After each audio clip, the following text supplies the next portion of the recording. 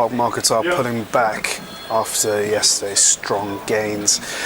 The UK's FTSE 100 index is down around about 2 points, while the Euro Stoxx 50 index is lower by 3 points. In the currency space, the euro is steady against the dollar, while in the peripheral bond market space, both Spanish and Italian bond yields are inching lower. Commodities have picked up pace, and in the core government bonds market, both the UK gilts and German bunds are ticking higher. Good morning, I'm Ishaq, Siddiqi, and welcome to another daily market bite. I'm going to give you a quick idea of what's going on in financial markets today. So, yesterday we had a strong session across US and European markets, and that was thanks to a pickup in manufacturing data out of both regions. In Europe, we saw a surprise uptick in Spanish and Italian manufacturing, and although we saw a bit of a lag in the German indicator, investors quite welcomed the surprise beat on the Spanish and the Italian side. We had a similar turn out of the US, a strong ISM manufacturing release, and that helped US markets rally in a Monday session. However, the tone wasn't reflected in the Asian session overnight.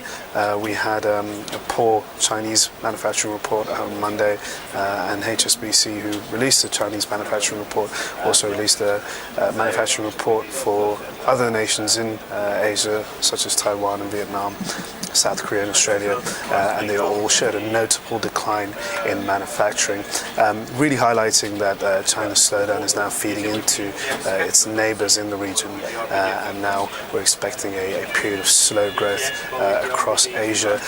So that weighed on the Asian markets in overnight trade. Here in Europe, we are pulling back this morning. That's based on the fact that Asia has been trading lower. So we've got a poor lead in from the Asian market, and at the same time we've got a number of economic data coming out for the rest of the week.